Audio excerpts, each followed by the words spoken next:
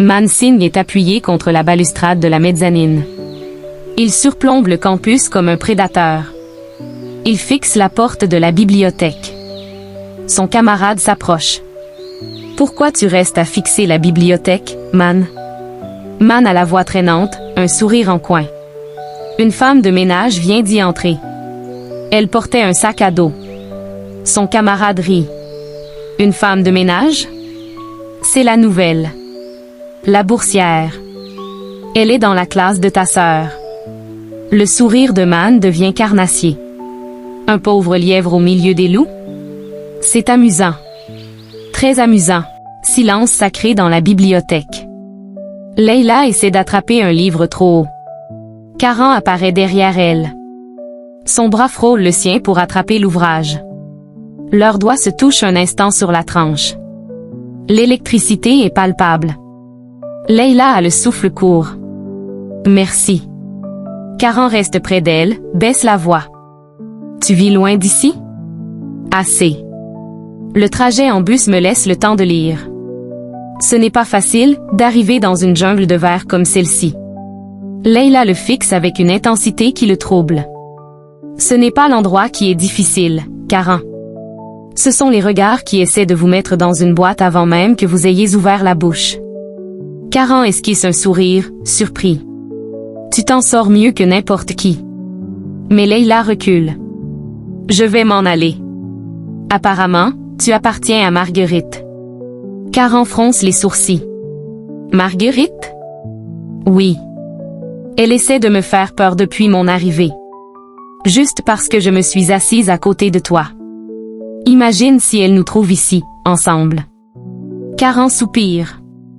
Ne fais pas attention à elle. Elle est en colère parce que je n'ai pas voulu qu'elle s'assoie avec moi dans l'amphi.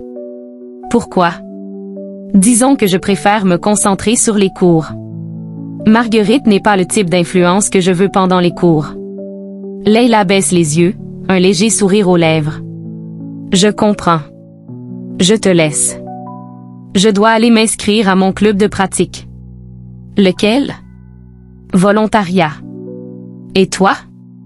Basketball. Elle s'éloigne. Mais entre deux étagères, une ombre la regarde. Marguerite. Elle serre son téléphone si fort que ses phalanges blanchissent. Elle a tout entendu. Marguerite retire ses bijoux devant son miroir. Dans le reflet, l'ombre de son frère Man apparaît. Tu le regardes trop. Qui? Répond-elle, sèche. Karan. Tu lui donnes le pouvoir de te stresser. Marguerite se tourne. Ses yeux brillent de colère. Elle est nouvelle. Il est juste poli. C'est tout. Man s'approche. Il pose une main lourde sur son épaule.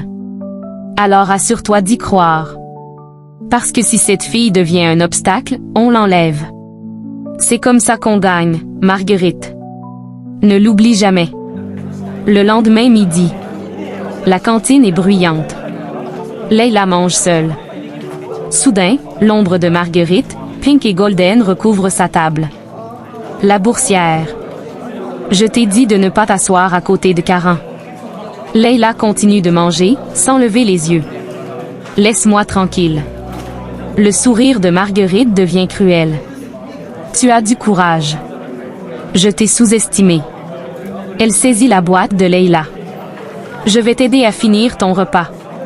D'un geste sec, elle renverse le chutney sur la tête de Leila. La sauce coule sur son visage. Les galettes tombent au sol. Marguerite se met à applaudir, lentement. Regardez tous. Je viens d'inventer une recette, la boursière au chutney. Toute la cantine éclate de rire. Leila reste immobile. Les yeux fixés devant elle. Elle ne dit rien. Elle ne pleure pas. Puis Karan apparaît à la porte. Le silence se fait instantanément. C'est quoi tout ça? Marguerite change de ton. Karan?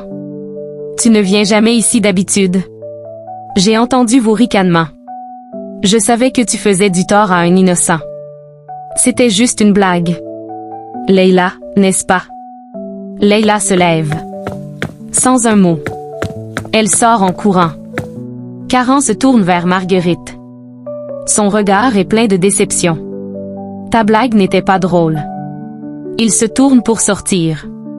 Marguerite l'arrête. Où vas-tu? Attends. Je vais tout expliquer. Je n'ai pas besoin d'explication. Je veux que tu t'excuses auprès de Leila. Hors de question. Je ne m'humilierai devant personne. Jamais. Caran la regarde longuement. Demander pardon n'a jamais rabaissé personne.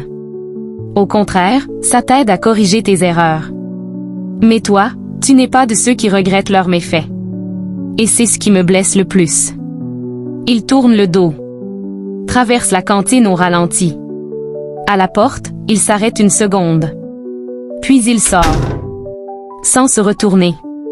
Marguerite crie, seule au milieu des rires qui se sont tus. Jamais.